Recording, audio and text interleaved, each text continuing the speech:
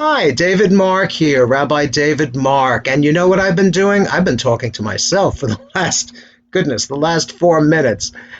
I was talking about searching for chametz. I was talking about the five grains that become chametz. Let me just give you a quick rundown of those: wheat, oats, rye, barley, and spelt. Now, wheat we know because, well, sadly, folks who have a gluten allergy, it's usually from the wheat. Is it? I'm not a chemist, please. My father was. Let him rest in peace. Oats we all know because the bowl of oatmeal. And I'll never forget that old commercial showing the magical bowl. The child eats it in the morning, and the bowl follows the child all day. For some ways, you could think about God as that bowl of oatmeal, but that's idolatrous, so I take it back. Rye is rye. I don't know if there's any rye in rye bread. I would have to look that up. Barley. Hey, come on, every Jewish person knows what barley is. Barley is what they put in barley mushroom soup. You see, I don't care for consommé. I don't want a watery, colored bowl of water. I need something thick. I need something that will support the spoon. And spelt. I spoke about spelt before. Let me give you a quick recap. I looked it up once, and apparently it's a type of wheat that grows in Switzerland. Yes, and I remember thinking to myself, well, isn't Switzerland very small? Shouldn't it be growing in Germany or even England, someplace like that? France, some sort of French spelt. But nobody ever asked me about it. I do remember, though, my parents, we lived in a 5.5 room apartment, and I was the schlepper. I had to climb up on the stepladder and risk my life to pull down all the Pesach items, which my mother somehow managed to squirrel away over her closet. My father had some of it too, I suspect. Well, anyway, and we would schlep and schlep and schlep, and eventually my mother had some cabinets built in the kitchen to ease the schlepping, but by that time they were old. It was really sad. Anyway, I do remember being the schlepper in chief, and after we cleaned the entire house and my mother switched over the dishes, we would put out 10 pieces of bread on 10 pieces of paper toweling and go around after reading the appropriate prayers, collect them, and put them into a paper bag. The next morning, I and several of my contemporaries, this had to be elementary school, would go outside in front of the building, and armed with our matches, we were allowed to burn the chametz in our metal cans. Now, most of my contemporaries had a Maxwell House can, something like that. Because my father was in a paint factory, had a brand new shiny steel can with a handle. See, now you never can tell when you may have to move locations, so you want to have a handle on your place that you burn your chametz. Later on, years later, excuse me.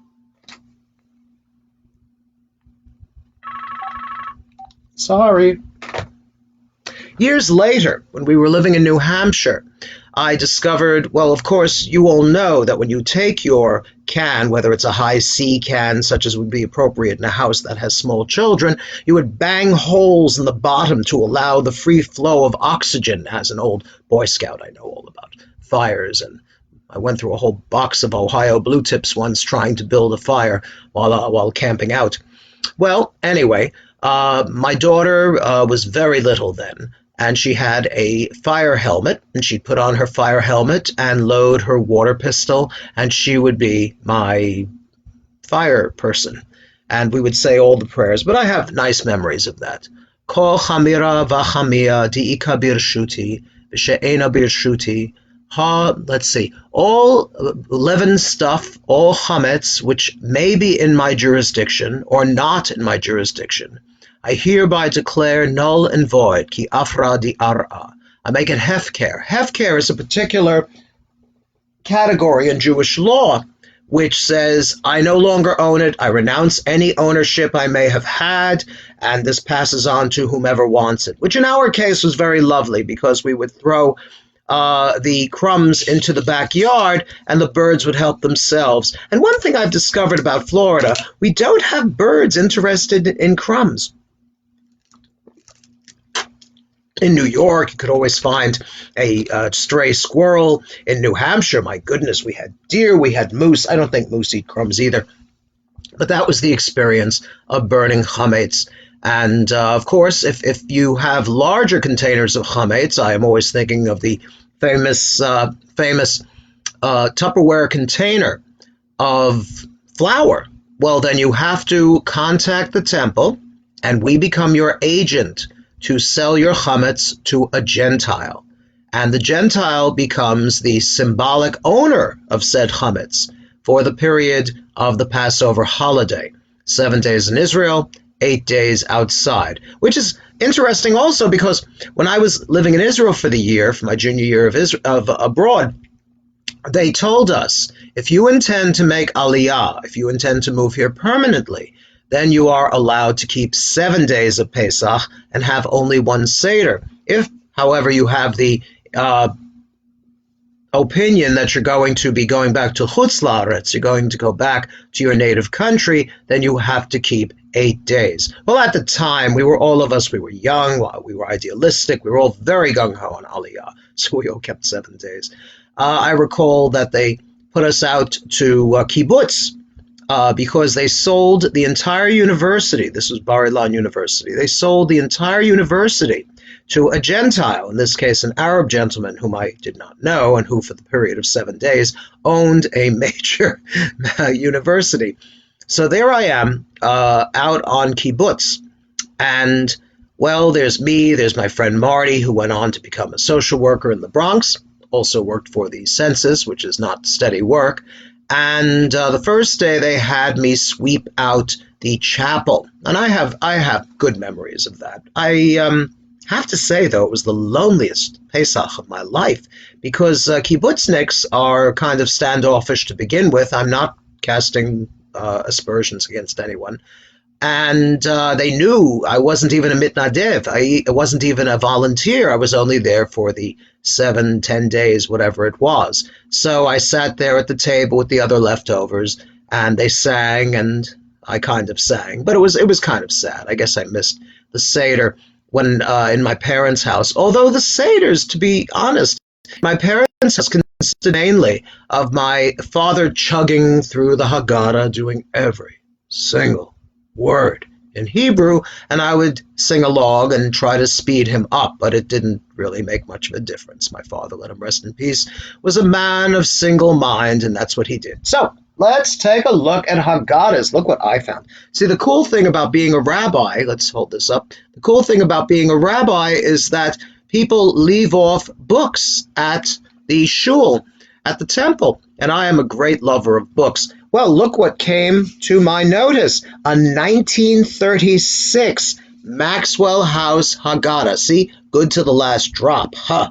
Okay, and what have we got here? This is an amazing Haggadah. You know, now that I realize it, when I was a kid in Hebrew school, they had these so we could lead our Seder. Now, I know there's a newer edition, and I hopefully intend to look at it, but I think you should take a look in particular at the Arba Banim, the 4 sons, the wise, wait, where are you? The wise, the wicked, the simple, Mishe'eno Yodea Lishol, the one who does not know how to ask, because there is more to this engraving than one might think. I believe it is, it is the same engraving by the same person, Chacham Rasha Tam She'eno Yodea Lishol. The wise man, okay, is clearly garbed like a Talmudic rabbi. There he is, in all of his glory. The Rasha, the evildoer, is a soldier, and that's a very important sociological statement, because at the time that these Haggadot were put together, clearly soldiers did not have a good reputation for Jews. Now, I don't have it to hand, but the Arthur Szyk, I know it's really supposed to be pronounced sick, Arthur Szyk Haggadah, and Arthur Szyk, let him rest in peace, was a engraver and a painter and a cartoonist of wonderful, wonderful talent. And when he does his pictures in his Haggadah, which you can get in a multicolored edition, he will make them look just like his neighbors in the Polish town where he grew up. So you've got these young people with very old faces. I don't know what happened to all the kids in that town. Maybe they moved away. Maybe they left. So His Rasha, his evildoer, is not a soldier, because by the time he did his Haggadah, Jews were soldiers. Jews had fought in the Jewish Legion as part of the British Army. They were serving on all fronts, on all the good guys' sides. I knew, for example, growing up, I had a neighbor down the hall who had fought in the Soviet Army. And I don't know if they're still around, but for many years, the Soviet veterans living in Israel would get dressed and put on all of their medals to show whatever it was, May Day or whatever festival they were celebrating. And you know what was sad? I read somewhere. The young people made fun of them. They didn't realize the depth of courage and integrity that these men displayed. So they just quietly stopped wearing their medals in public. Well, anyway, so Arthur Szyk presented his Rasha, his evildoer, as a man about town. He's wearing jodhpurs, he's got leather lining inside as if he had just finished riding a horse.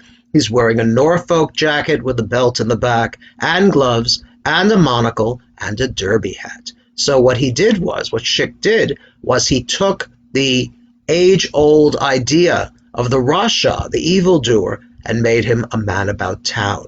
Made him a wastrel, a gambler, that sort of thing. The kind of Jew who tries to assimilate only to find out that he is, yes, Jewish. And you know who tells him he's Jewish? The anti-Semites. Go figure. Well, the Tom looks like an awful lot like a shepherd boy, okay? Over here, kind of leaning on his stick. And finally, not that way, this way, She'eno yodea lish'ol, if you see him right below my finger, the one who does not know how to ask.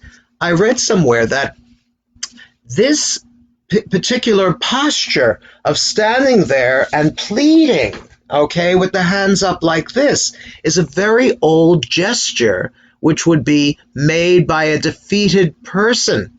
And they said they found it on one of the Babylonian or Persian palaces, standing in front of the monarch. So that particular engraving on a Haggadah that they give out for free in a supermarket, I think that is nothing less than amazing. That is the well-known Haggadah, the Maxwell House Haggadah. It's got other engravings as well. See, I can do this. If you're in a shul, do not kiss the book, do not kiss the Torah. We are talking here about a terrible virus that spreads. But let's get back to the holiness. This particular Haggadah has importance to me and possibly to several of you. This is a gem of the 1970s, although it's the Haggadah, who is this now? Rabbi Alfred J. Kolach, okay? If you've got any kind of a Jewish library, you've got to have at least one book by Rabbi Kolach, let him rest in peace. This is the man who did the Jewish book of names. And it's so wonderful when I've used, when babies are born and the parents would ask me to suggest a name. And of course I would ask them if there were any deceased relatives that they wanted to memorialize. So they would choose. The wonderful thing about Rabbi Kolach's name dictionary was that not only did he have the Jewish names, he had Celtic, he had Hindu, he had Amharic. Wonderful stuff, absolutely wonderful. But you see, my mission as a rabbi, then and now, is if a baby is born, for goodness sake, make there be some correlation between the English name and the Hebrew name. Without naming names, I will say, I had a lovely young man. I'm sure he's all grown up with kids of his own by now. His Hebrew name, his English name is Joshua, Josh. And what was his Hebrew name? Was it Yehoshua? No, it was Reuven. I mean, come on, all right? Now, see, in my case, okay, my English name is David Hartley Mark, but my Hebrew name is Chaim David, so my mother reversed it. That's what she did, because Chaim David, let him rest in peace, was an ancestor of note. Okay? Well, anyway, this particular Haggadah is kind of aged. It's got a prayer for the Soviet Jews. It's got some stuff. The thing about a Haggadah, there are thousands of Haggadahs now, more than ever before. Incidentally, if with Pesach breathing down your neck, as my mother used to say, and you don't have a Haggadah, go online. Just say online Haggadahs. There's a website. You can find free Haggadahs. Speaking of Haggadahs, as we are doing, I wanted to mention also, I can't remember the name, but they were selling great guns. I know I saw them online on Facebook.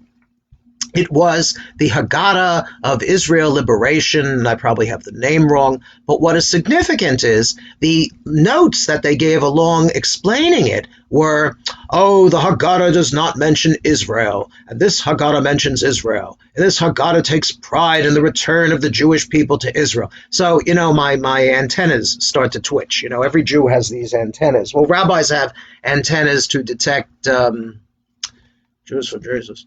Okay, because it just had that kind of smell, the idea that this was a proselytizing Haggadah. And I read the notes, the other notes, people responding, oh, I'm ordering 6 copies, da-da-da-da. Let me tell you why. The traditional Haggadah, any Haggadah, from the most conservative Orthodox Haggadah to the most liberal, except maybe, well, we'll get to the secular humanists in a little bit. But it's because when God liberates us from Egyptian slavery, there are 4 promises that God makes. V'hotzeti v'hitzalti v'ga'alti v'lakachti. I took you out of Egypt. I saved you from Pharaoh. I redeemed you from slavery. V'lakachti. I took you to be my people. We're not in Israel yet. That's not going to happen for 40 years. And it irks me when a Haggadah comes along out of nowhere and says, oh, it's so great you're in Israel. Yes, it's great we're in Israel, but have a sense of proportion. Have a sense of timing. Clearly, this is not to be taken literally, but the tradition and the Torah. And the Torah remains the fulcrum and center of our worship. Even if you don't exactly believe in God, even if you don't believe God gave us the Torah, hey, we've got it. In some way, shape, or form, it arrived, okay? And thank God we study it, we read it, and so on. But don't play with the tradition that says, yes, we escaped from Egypt, and boom, we're in Israel. Now, that does happen in a different part. In Bereshit, in Genesis, when God commands Abraham, Avram Avinu, Abraham our father, to go to Israel, he does. Does it take him 40 years? No, it takes him 2 verses. You see, the Torah doesn't care about literal truth. The Torah is there for a number of reasons. To tell us stories so we can retell the stories, to teach us Torah law, and to make us Yisharim, to make us upright human beings, and Rachmanim b'nei Rachmanim, compassionate children of compassionate parents. In a world which is so lacking in compassion, it seems. We Jews are still trying to do that. All right, well, next. This little number is Rabbi Kolach again, and you may have seen this at a Passover Seder, and I'm so sad that this year, this particular Haggadah is going to lie in the cabinet and not get used, because it's really a very good traditional Haggadah. Does it have explanations? No. Does it have really good translations? No. Does it teach you something? Yes. Yes, it does teach you something, and it's concise, as it says right there on the cover. It's really very good. Okay? Next. Now, this is a beauty. Okay, this is what happens when you have a father who's on the mailing list of several yeshivas. This is the Haggadah of the Hasidic Masters. It's Art Scroll. Art Scroll has taken a turn over the last few years because many many Orthodox shuls are either using books from a different source or they're publishing their own. This is not unusual, but I have to say this. I have never used this Haggadah as a Seder Haggadah, but I use it for stories because every Hasidic Rebbe had a tale to tell. And even if you're not a Chassid, well, you may subscribe to the Hasidic point of view, which is emotion over brain power. This is not to say that the Hasidim were not great scholars. And I am not speaking here of any politics or any, like we know, for example, that some Hasidic communities are not exactly following the quarantine rules. I put all that aside. This is not a political discussion. What I'm speaking to you here is your Yiddish neshama, your Jewish spirit, your Jewish soul. This is so important. Now more than ever before, I really believe, when there are threats to our physical existence, which ironically and strangely are not coming from politics or the people who don't exactly like us. They are coming from nature. So, I'll tell you a Maisa. You want a Maisa? We got Maisalach. Maisalach, let's see. Maisalach is, okay. Oh, here we go. This is the Kotzker. The Kotzker Rebbe. Oh, I love him. You see, don't think I could learn from him. I mean, I learned from him. I don't think I could live with him because he had so many problems. He was depressed. And, we're talking clinical depression in a time where they had absolutely nothing to treat with except, no, sit down, you'll have a glaze latte. But the Kotzker was a Rebbe nonetheless. Probably his personality was kind of acerbic, because we know, for example, in the case of the Alter of Spol, the Spoler Rebbe, that's the Alter. They called him because he was old, they respected him. And the Spoler, and he lived in the same town. And, this is actually a Rosh Hashanah story, but it's not bad. In those days, and I'll bet this has never happened since, there was a man in the shul that the Kotzker was Rebbe of in those days. And this particular man absolutely had to do Kol Nidre. He had to be the Baal Tefillah, because he wasn't a Chazan. If you're a Chazan, you have to go to school. If you're a Chazan, you have to be, tested. But he was a Macher, okay? And the Macherim, the big muckety mucks, can't argue with them. I'm not saying it's a bad thing to be a macher. I'm saying that, put some oomph behind your macherness. Do something for the shul. This fellow was doing something for himself.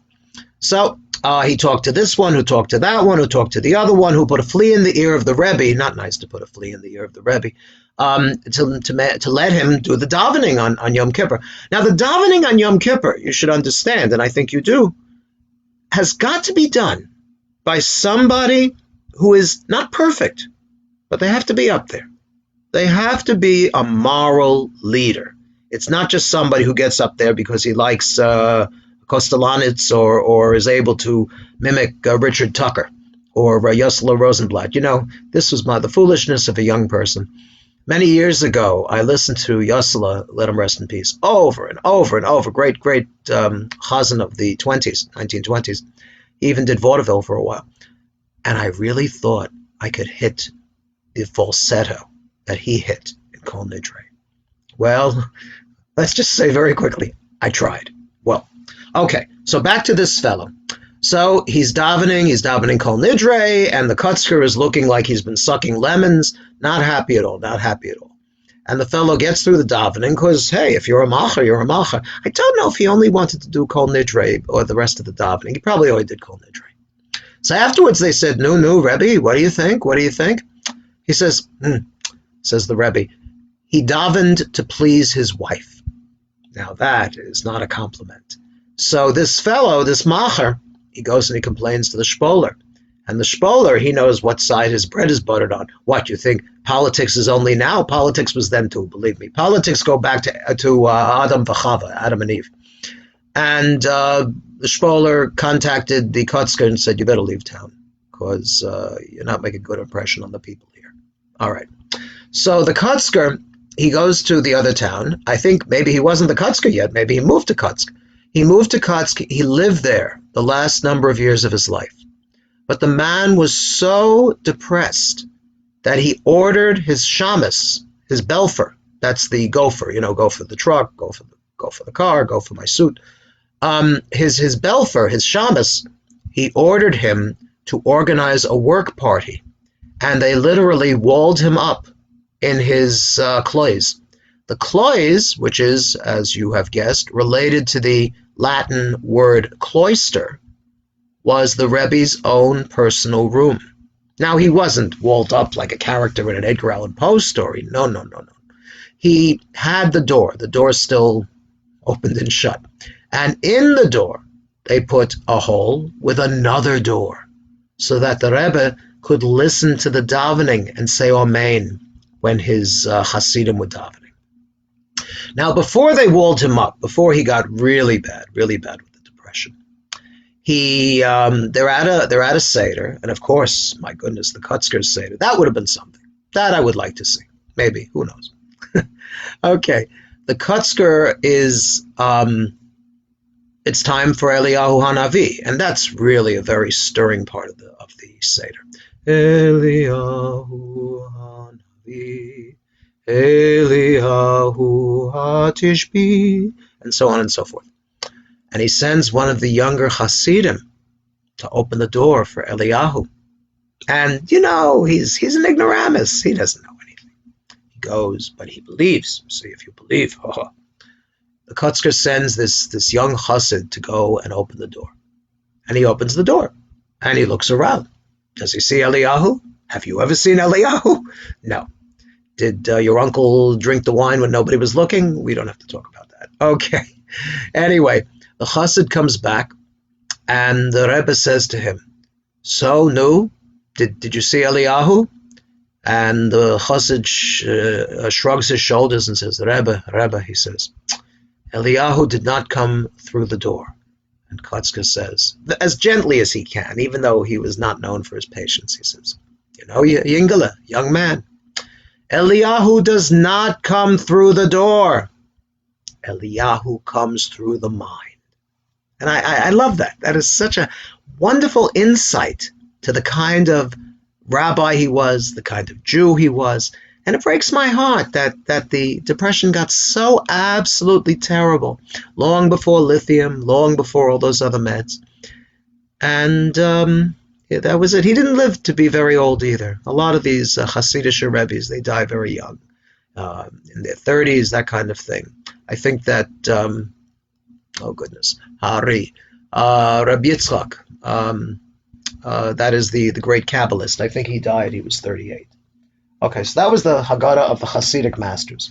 Now we're going to go to the other side of the theological street. This, I don't know how many of these are floating around. A Haggadah for a secular celebration of Pesach. And this was published by the Sholom Aleichem Club of Philadelphia way back in 75. Not so long ago. 75 isn't so long ago. And it's as I say, it's completely secular. So what have we got here? There are Jews who believe in Jewish culture, Jewish history, Jewish tradition, but they don't believe in God. The most famous of them are the Jewish humanists. The Jewish humanists go back to the Birmingham Temple outside of Detroit, and their late founder was a Reform rabbi named Sherwin Wine. Now, Rabbi Wine was ordained at Hebrew Union College in the 1960s, which was the height of the God is Dead movement, which I think had something to do with Rilke and Kierkegaard and so on. But as a result, they started their own rabbinical school. They ordain Jewish humanist rabbis. They have services. There are Jewish humanist temples all over the country, I assume. It's not that big, but they have a niche. Do I believe in God? Oh my goodness, yes, I believe in God. Somebody has to be running the show. Beyond all the arguments, whether it's Spinoza or Kaplan or Heschel, there's got to be somebody. It's a wonderful, wonderful story you should read by Isaac Bashevis Singer. And I know a lot of people don't like Singer with the sex, with the demons, but hey, the guy can write. He doesn't always hit it out of the park, but a lot of the time he does very well, thank you very much. And I've tried to mimic him on a couple of occasions, which is hard because I didn't live in Poland before the war. I wasn't born before the war. But at the same time, this rabbi has doubts because the Haskalah, the Enlightenment, has hit Poland. Mind you, it came very late. It came in the late 1800s and early 1900s. In places like Germany, it had been since the 1820s, the 1840s, with reform and mixed congregations, and girls were having benot mitzvah and things like that. But in Poland, really, the rabbis had a very strong hold on the religious life of the people. But when the Haskalah came, and little yeshiva boys were sitting in class, and they had Das Kapital and other works, other extremely heretical works, hidden behind their Talmuds. Okay, they lost a lot of yeshiva bachur because these were young minds hungry for knowledge, and a lot of them shaved their beards and got Western style clothes and disappeared. And Singer was one of them too. Basheva Singer. He took after his brother Israel Joshua Singer, who lived long enough to write one big book. What was it? The Brothers Ashkenazi. And then he dies very young. He had a weak heart. This was not unusual. I know when I was a kid, people passed away young of a heart attack very frequently. But this particular story, something is there. The Rebbe himself loses his faith because he has losses. His wife passes away. His sister is living with him. Her husband had passed away. There's a terrible thing. It's a plague. What a surprise. And he decides to give it all up and go to Warsaw and find his brother who's living there as an enlightened Jew. You have to understand, an enlightened Jew, this is the translation of the Hebrew word haskalah or haskalah, meaning enlightenment. And this all goes back to he wasn't a rabbi. He was quite the opposite. His name was Yehuda Leib Gordon, Judah Leib Gordon. And he said, be a Jew in your house and a man in the street. Which meant what? Which meant it was time for Jews to leave the self-imposed ghetto and to take part in the Western world. And we did. And we never went, well, we did go back. A lot of us are Baalei Tshuva, that is born-again Jews who decide that the comforts of religion are useful for them. But, excuse me a minute, I'm going to take you through a quick tour of the Haggadah for a secular celebration of Pesach. Chaim. No, it's not wine. Here we go. 1975. First off, when I read it was published by the Sholom Aleichem Club of Philadelphia, I couldn't resist. I immediately jumped on the computer. This was about a half hour ago, and looked them up. And they passed away. They all went. Well, but while they were alive, they stood very strongly for Jewish culture and Jewish history and Jewish plays and music and things like that, because there are Jews, and I believe these guys, because Sholom Aleichem was their founder, they really loved Judaism. They just didn't like the religious form of Judaism. Now, back in the early 1900s, there was an open conflict between the secular Jews and the religious Jews. This is all in my old neighborhood, the Lower East Side. As a matter of fact, many of the rabbis in Europe said, when you're halfway across the Atlantic on your way to America, throw your talis and tefillin over the side of the ship because you're not going to need them in America. And a lot of Jews fell away from their religion. Okay? They all had good backgrounds. They were able to return to it if they wished, but I don't know how many of them returned to it. Well, that was the way it was in Israel. Okay? Not in Israel, on the Lower East Side. Oh, yeah, so let me tell you the Yom Kippur story. On Erev Yom Kippur, Kol Nidre, just as the religious Jews were leaving the shul, what were the anarchist, socialist Jews doing? They had ham sandwiches, and they were eating them while they walked among the crowd of religious Jews. Now that is, you see, there are two kinds of mumarim. There are two kinds of backsliders. One of them is mumar be'ikar, meaning that he's just lazy. He doesn't want to keep kosher. He doesn't want to keep Shabbos. But you also have the mumar lahachis. You've got the backslider whose sole purpose in life is to tick off the other Jews. And come on now, you've met people like this, right? It's like me, only they're doing it in the most negative way. It's like the little boy in the first grade class who keeps calling out because he wants the attention. You see? Well, Jews can be like that too. Let's take a look at one of these stories, okay? Here we go. The 4 questions, the vier kashas. Now, one of the important things that the Sholom Aleichem Club did was to promote the study of Yiddish. And I wish I had Yiddish, honestly. Unfortunately, it's a terrible thing for an American rabbi not to have Yiddish, an Ashkenazi rabbi anyway. And what happened was, when I was a kid, my parents spoke Yiddish specifically when they didn't want my sister and me to comprehend, to understand. When my father was young, let him rest in peace, his parents spoke Polish, you see. So no matter how far away you get from the source, there's always going to be a strange language that parents teach themselves, or a secret code to fool the kids. That's what we do. We fool children. Okay. So this one we all know. Man ishtana laila ze mikol halelot.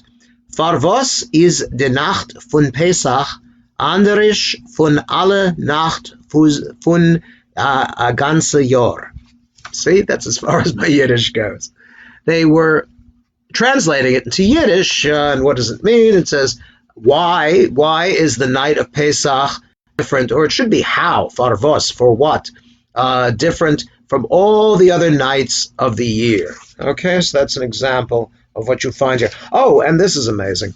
Let's see. Oh, when they refer to the burning bush, they don't say it comes from the Torah. They say it comes from the tradition. Okay, the tradition. And they also mention that Pesach, before it was Pesach, before it got paired off with all of these beliefs about Sinai and the splitting of the Red Sea and the manna from heaven, all that business, it was just a way of celebrating a springtime festival where a lamb would be slaughtered. Okay? All right, let's move it along so we can tackle a couple more of these. This is a wonderful old battle wagon. This, I don't think you can read it, I'll tell you what it is. Trust me, I'm a rabbi. It is the Passover Anthology by Philip Goodman, and it goes back to 1961. Music and essays and songs and stories, and even, you should pardon the expression, jokes. It's not the funniest joke book I've ever read, but it's not bad. I don't know if it's still in print, but I think it's a good thing. Okay? All right, let's see. Okay. Now, if you remember all the business about eating peas and beans on Pesach, and, well, that's a very simple thing. You may already know, but I have allergies. That's what it is, not the other thing. The peas and beans on Pesach is because there are two kinds of things that can lead us to sin. One is the thing that can lead you to doing the forbidden act, meaning, for example, let's see, if the elevator door happens to open just as you're passing by, and you are sorely tempted to go in and ride the elevator up. That was also where you would say, somebody would say to you, what floor? And you would go, because depending on how religious you were, because you're not supposed to ask another person, probably a Jew, to press the buttons for you on Shabbat and Yontif, because he who causes another person to sin is worse than he who kills them, because killing him only takes him away from this world, but causing him to sin takes him away from the world to come, from Olam Haba. That's quite a thing, huh? Okay, and you thought you were just pressing the button in an elevator. All right, well, that's an example of one kind of sin, if you will, okay?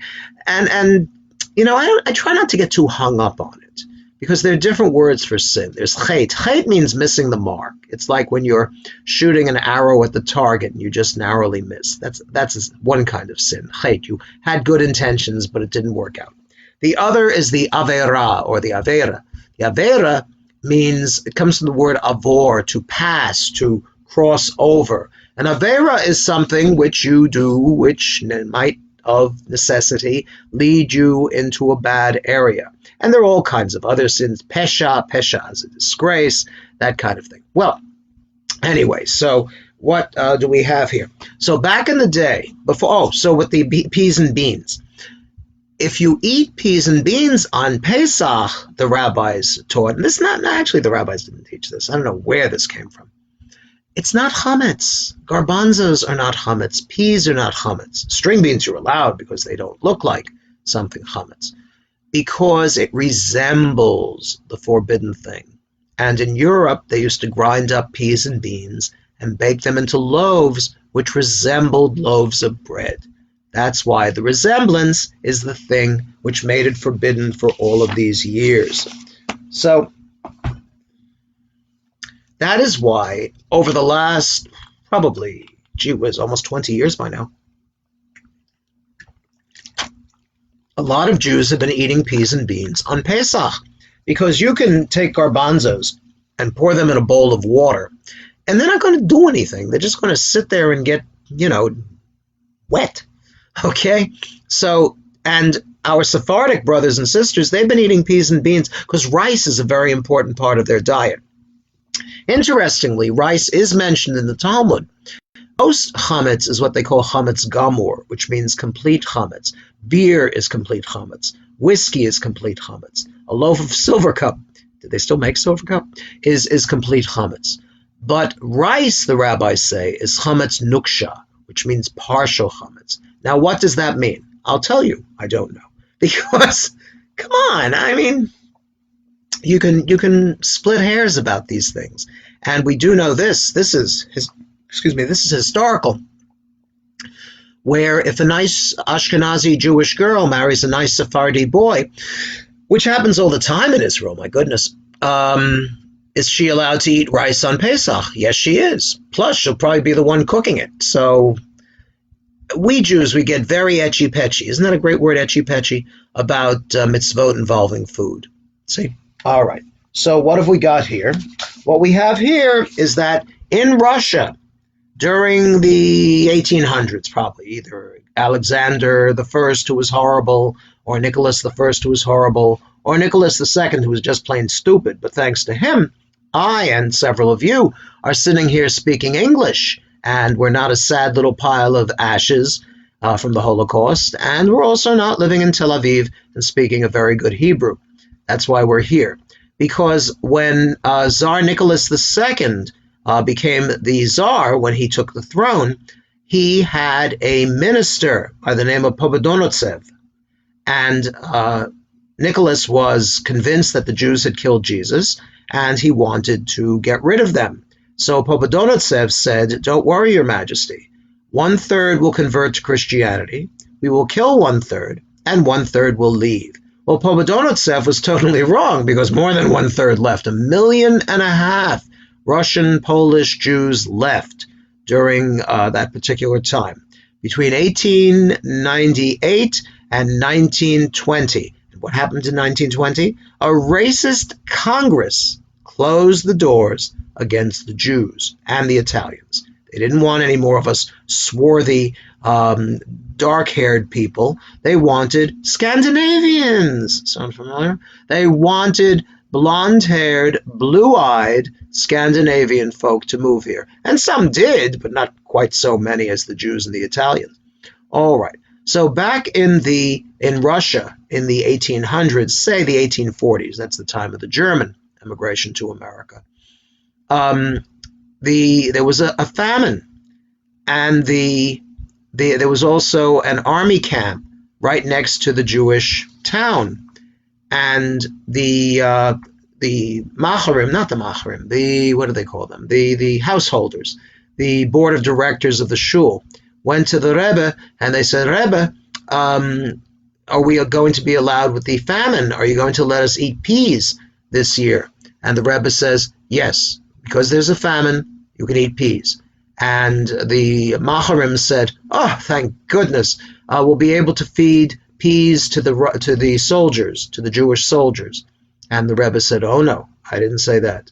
We will feed them the finest food that we have to keep them Jewish. And we ourselves, the townfolk and the shul goers, we will all eat peas and beans." So you see, you can get some mitzvah out of eating peas and beans. So I hope you'll do it this year. Why not? A little solidarity, that kind of thing. All right. Let's see. Here we go. Oh, this is fairly famous, and I don't think God shouldn't punish me, but I don't think that Mr. Goodman, it wasn't Rabbi Goodman, did such a good job with it. What happens is the Rebbe has a Seder, and he has a Seder. He has all of his Hasidim there, and he tells them stories, and they sing the songs, and they drink the wine, and so on and so forth. And he goes to bed, and he's very happy and satisfied with himself. And God's not going to leave you alone when you're satisfied with yourself. You gotta always gotta look for self-improvement. And an angel comes to the Rebbe, and he says, Rebbe, and the Rebbe springs up in bed and says, Angel, Angel, he says, how was my Seder? And the angel says, not as good as Chaim the water carrier. He says, who's Chaim the water carrier? I don't even think I know him. I mean, if he's a water carrier, he's the very bottom of the power pyramid, poor fellow. But the next day, the Rebbe gets dressed up and he goes to visit Chaim the water carrier. And he asks people where the man lives, and he's directed to this little hovel, this little shack on the edge of town. He goes and he knock, knock, knock, and he says, come in. And he sees this man wearing rags on a mat in the corner, looking obviously hungover. And he says to him, are you Chaim the water carrier? And the man springs to his feet and he says, Rebbe, what brings you to my house? I have such a humble house. I don't have anything to offer you. And the Rebbe says, it's all right. I got a question for you. He says, what did you do for your Seder? And Chaim the water carrier says, Seder? He says, yeah, the Seder last night. He says, I didn't have a Seder last night. He says, tell me what you did, says the Rebbe. And Chaim looks very embarrassed, but he says, Rebbe, he says, I came home. I was exhausted from schlepping water all day. And I'm a widower. I have nothing. I have no children.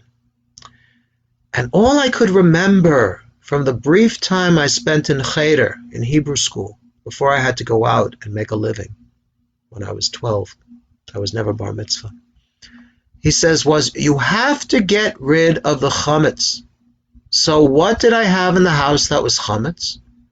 I had brandy. I had a small bottle of brandy that one of my neighbors gave me around Simchat Torah, and I've been saving it for a special occasion. I figured I got to get rid of the chametz. Best way to get rid of the chametz is to drink it. So I drank the brandy, and it made me dizzy, and I fell asleep. I woke up. It was midnight, and the house was creaking, and the wind was moving through the trees like 1,000 devils. And I tried, Rebbe, I tried to remember what to do for Pesach. And finally I said, Lord God, Rebbeinu Shalom, sovereign of the universe, I am not a learned man, and I have no family. But I do remember that Moshe Rabbeinu rescued us from the land of the gypsies and took us out. But now, Rebbe, now Hashem, where are you? We Jews are suffering. Send someone to help us. That was the Seder of Chaim the water carrier. And the Rebbe says, you poor man, your Seder was so much better than mine. You see, the point is, to be sincere, don't pay lip service. Don't be someone that you're not. Be a mensch. Sei a mensch. There are so few mention out in the world today. B'makom she'en anashim tinaseh liot ish. In a place where there are no human beings, where there are no men and women, strive to be a human being. So important. So absolutely important. Okay, I have a few minutes left, and I wanted to show you some curiosities. This is the Sholom Seders. Hey, remember the 70s? Remember when we were so gung-ho to bring universal peace?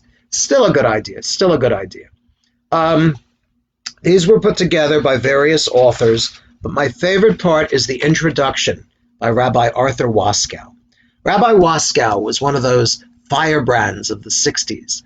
He wrote a book in the 60s called Let My People Go, Fighting the Pharaohs of the Modern Superstate. Those were the days. Look, do I miss those days? What, taking the regents, having Professor XYZ for my math teacher? No, thank you very much. You got to be happy with where you are. I'm not happy about the situation in the world, but hey, we'll get by. We're Jews. But this particular Rabbi Waskow, when did he was Dr. Waskow then. He was a PhD.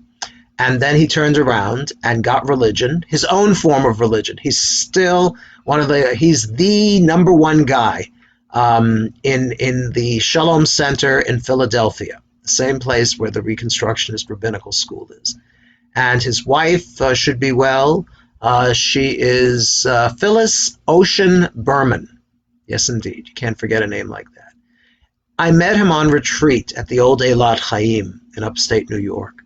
He gives the best hugs. He loves people, and he loves the idea of peace. Shalom. Well, just one example. Here oh my! Look, I have to open it up to the famous Yehuda Amichai poem. Let's see. Okay. Remember Abraham and Ismail. That's Ishmael. Raised the foundations of the house with this prayer. Our Lord, accept this service from us, for you are the all-hearing, all-knowing. Our Lord, make of us submissive, bowing to thy will, and of our progeny a people submissive, bowing to thy will. Well, clearly, you know that's Islam. Islam means submission. So this was a very early book to presage peace between Jews and Muslims. Again, I'm not getting into the politics of it. I'm just saying people should get along. And finally, oh no, I got to do this one. Oh my gosh. The Jewish Liberation Haggadah. Can you imagine? Oh my goodness. With pictures by, am I pointing? Pictures by Yaakov Kirschen. Yaakov Kirschen was an American Jew, obviously, who later on made Aliyah. And he did a takeoff on the Peanuts comic strip with his own. It was called Dry Bones. Okay? So there I am. I'm so unhappy. I spent a lot of time in high school and college being unhappy. What year was it? 69. I was 17. 17, almost a graduate from Yeshiva High School. And I heard about the Jewish Liberation Project.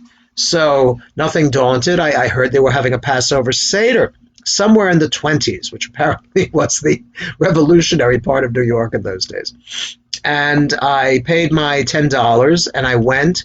And I was sitting among all of these hippy-dippy types, and I'm sitting there with my yarmulke on. Nobody spoke to me. Nobody said hello, how are you? Really? I think that's why I decided, and I'm glad that I serve a shul that agrees with me about this, to be the friendliest shul in town, to say hello to strangers, and I'm still doing that. It's an uphill battle here in Florida, but I'm trying. Anyway, so we went around and everybody did a reading, and when they got to my reading, I managed to get in something about making Aliyah to Israel, and nobody said, "Gee, well, isn't that clever?" Okay, here, in 1968, freeing the Jews from the Soviet Union. This is Boris Kochubievsky. I hope he got out. I am a Jew. I want to live in a Jewish state. This is my right, as it is the right of a Ukrainian to live in the Ukraine, the right of a Russian to live in Russia, the right of a Georgian to live in Georgia. I want to live in Israel.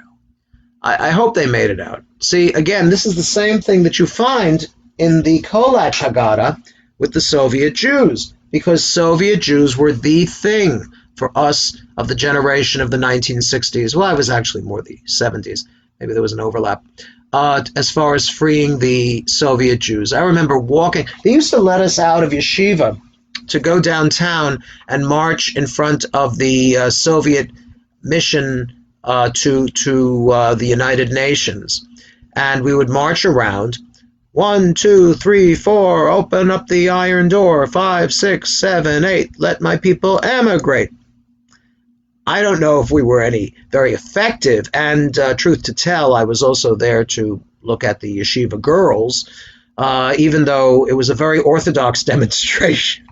We were here, and the girls were there, so there wasn't any fraternizing there. Okay, we'll finish up with just this one, the Santa Cruz Haggadah. Oh yes, you can get your hippie on. This is a young woman, I don't know how young she is anymore, who is actually very, very orthodox, or as orthodox as can be.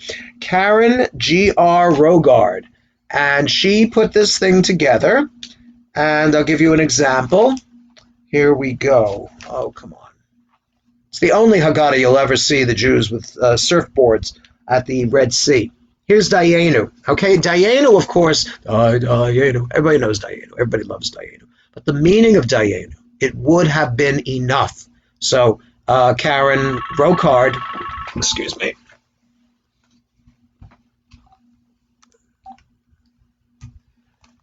Karen Rocard says things like, if we could set the priority in our lives to worshiping Hashem, to worshiping oneness and wholeness, rather than the gods of money, science, power, and pleasure, Dayenu, it would be enough. I'll just read a couple more. If the children of the world could receive the good enough parenting, schooling, and feeding that would allow them to grow into healthy and stable adults. Healthy and stable adults, Dayenu. And I will have to say the same, Dayenu. Thank you so much for spending this time with me, and I want to wish you all a happy and a healthy Seder. It's going to be a lot of Zooming and FaceTiming and reaching out to our relatives from a distance, but you know what they say. We have to make alterations in our Passover celebration this year, so that, God willing, we should all live and be well. You and your mishpucha and your friends, that everybody should be well in the years to come. Amen. Thank you so much. Take care.